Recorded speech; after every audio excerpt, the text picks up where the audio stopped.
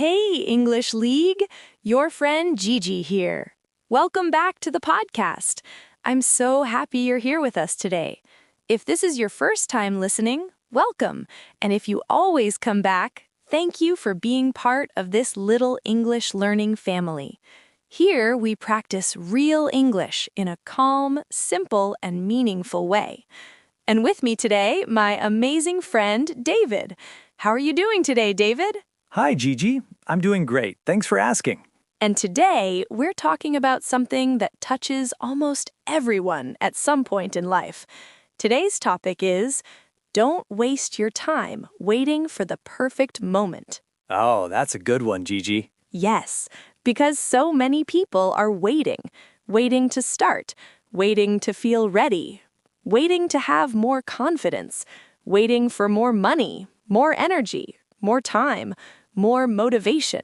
And sometimes that perfect moment never comes. Exactly. So today, we want to talk about why waiting too long can keep you stuck and how small action can change everything.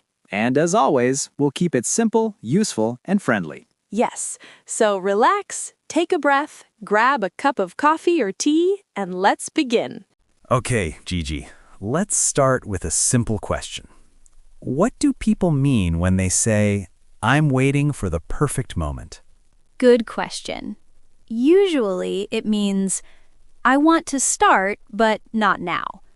I will do it later, when life feels easier. I will begin when I feel more ready. So it sounds smart, but sometimes it's really just fear wearing nice clothes. Yes, exactly.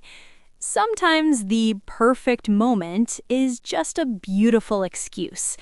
It sounds responsible, it sounds careful, it sounds wise, but many times it is just another way to delay action. That's powerful. Think about it like this. Waiting for the perfect moment is like standing at the beach and saying, I will swim only when the water has no waves. Ah, but the ocean always has waves. Exactly. Life is like that too. There is always something.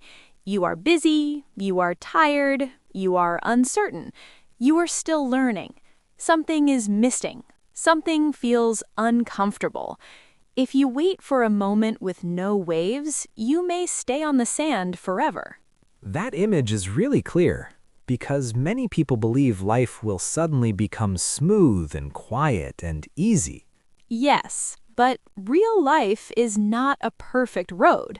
It is messy. It moves. It changes. And if we only begin when everything is perfect, we give too much power to conditions outside of us.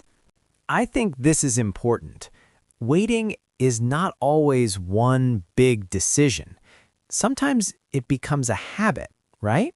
Yes, very much. At first, it sounds small. You say, I'll start next week. Then next week comes and you say, this week is too busy. I'll start next month. Then next month comes and suddenly you have a new reason. So the problem is not only delay.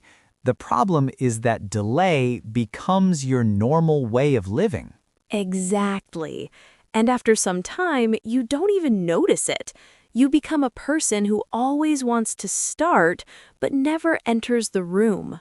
Wow, never enters the room. I like that. Thank you. Imagine opportunity is a door. Your dream is behind that door. Growth is behind that door. Confidence is behind that door. But you keep standing outside saying, I'll go in when I look better. I'll go in when I speak better. I'll go in when I'm less nervous. I'll go in when I'm 100% ready. But confidence often grows after you enter the room, not before. That is such an important point. People think confidence comes first, then action. But many times, action comes first, then confidence. Yes, confidence is often the result, not the beginning. Do you have a personal example of this, Gigi? Yes, I do.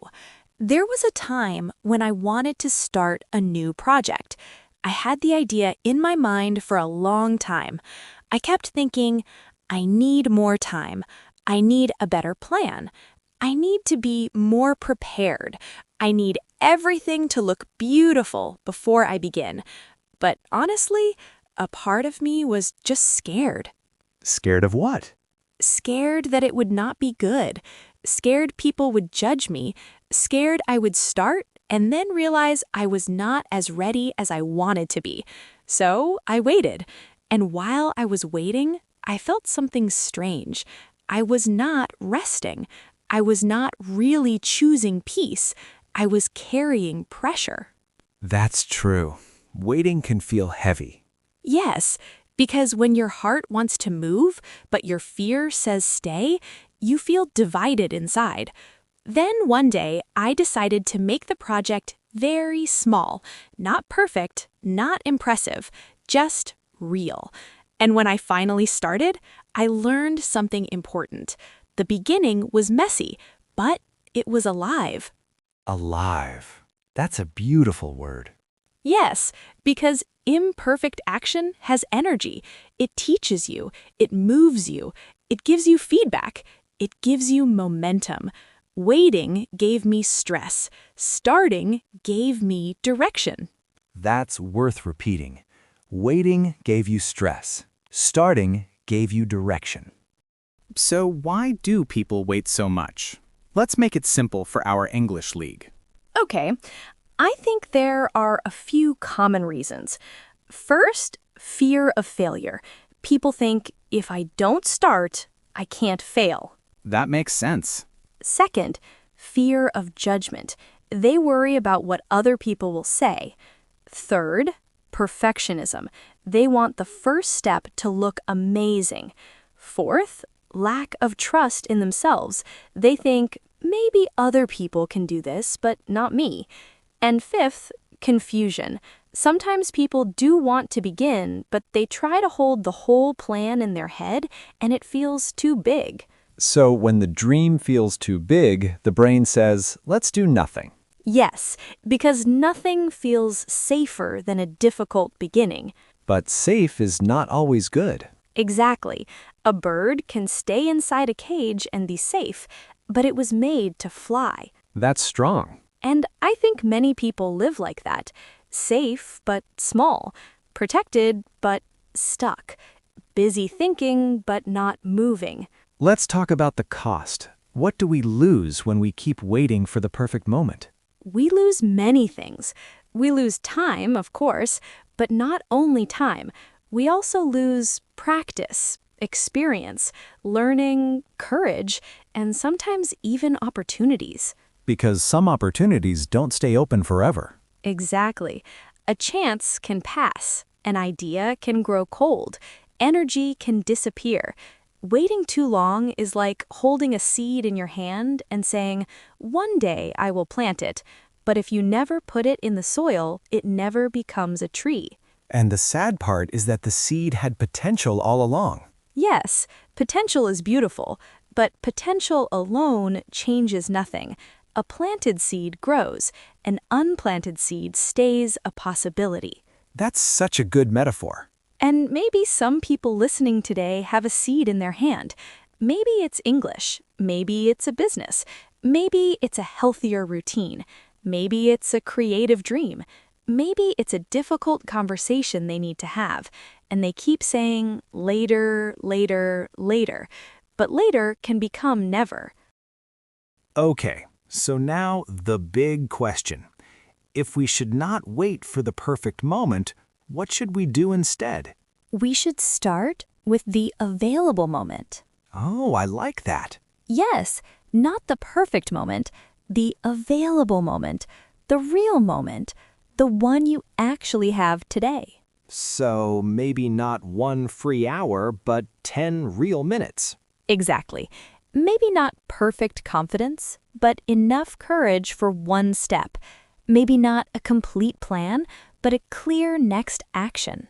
That feels possible. And that is important, because people often do not need more motivation. They need a smaller beginning. That's very true, Gigi. Let's say someone wants to improve their English. If they say, I will become fluent, that sounds exciting, but it's huge. So instead, they can say, today I will listen to 5 minutes of English. Today I will learn 3 new phrases. Today I will repeat 1 short dialogue. That is much easier for the brain. Yes, and easier beginnings create more consistent action. Can you give us another image or metaphor for this? Of course, think of a train. Many people think they need to feel fully ready before they begin. They think the train must already be moving fast, but starting is more like pushing a heavy train for the first time. In the beginning, movement is small, slow, almost invisible. Yes, and at first it feels hard. Exactly. But once the train starts moving, it becomes easier to keep it moving. That is momentum. So the first step is not about speed, it is about movement. Not speed, movement. That's really good. Because many people are upset that they are not moving fast, but the deeper problem is that they are not moving at all. Let's make this practical for the English League. How does this topic connect to learning English? In so many ways. Some learners say, I'll speak English when my grammar is perfect. But if you wait for perfect grammar, you may never speak. Some say, I'll start listening practice when I understand more. But listening practice is how you begin to understand more. Some say, I'll join a conversation later, when I'm not shy. But conversation is one of the things that helps you become less shy. So again, the thing they are waiting for often comes because they start, not before. Exactly. That is the key idea today. You do not wait for the bridge to appear in the sky. You build it by walking, step by step. Yeah, that's a great point. I want to say something gently to our English League. You do not need to sound perfect to begin. You do not need a big vocabulary to begin. You do not need flawless pronunciation to begin. You just need the courage to be a learner. And being a learner means making mistakes. Yes, mistakes are not proof that you should stop. They are proof that you are in the process. Maybe we can help listeners recognize this in their own lives. What are some signs that someone is waiting too much? Good idea. Here are some common signs. You say soon all the time, but you rarely choose a date. You spend more time planning than doing. You keep changing your method before giving one method a real chance. You tell yourself you need one more video, one more course, one more notebook, one more plan. You imagine success a lot, but avoid small, uncomfortable action. Oof, that one hurts a little. Yes, but in a loving way. Because awareness is helpful. Another sign is this. You feel tired, but not from doing. You feel tired from thinking, delaying, doubting, and carrying the weight of unfinished intention. That really resonates. Sometimes mental waiting is exhausting, not because you are moving too much, but because your energy is trapped. Okay, let's give them clear steps. How can someone start before they feel ready? Let's make it very simple. Step 1. Name the thing clearly. Don't say, I want a better life. Say, I want to practice English speaking. Or, I want to start writing. Or, I want to apply for that job. So the goal must be clear. Yes. Step 2. Make the first step tiny, not huge, tiny. For example, open the document. Write 3 sentences. Listen for 5 minutes. Send 1 message. Practice 1 short introduction. Step 3. Choose a time, a real time, not sometime tomorrow. Choose a moment like after breakfast, at 7 p.m., on the bus, before bed. That makes it more real. Exactly. Step 4. Accept imperfection. Tell yourself, This first version can be simple. This practice can be awkward. This beginning does not need to impress anyone. Step 5, repeat. Because one brave moment is great, but repeated small action is what changes a life. That's really practical. Yeah, consistency is key. It's easy to start, but the real challenge is to keep going. David, do you have an example too? Yes, actually. There was a time when I wanted to get back into a healthy routine. Nothing extreme, just simple things. Better sleep, more exercise, less random wasting of time. But I kept saying, I'll begin on Monday. Then Monday came and I said, no, this Monday is messy. Next Monday. Classic. Very classic. And I realized I liked the idea of change more than the discomfort of change. Wow, say that again. I liked the idea of change more than the discomfort of change. That is excellent. So one day, I stopped making dramatic plans. I just went for a short walk. That was it. Not a new life, not a perfect routine, just one walk.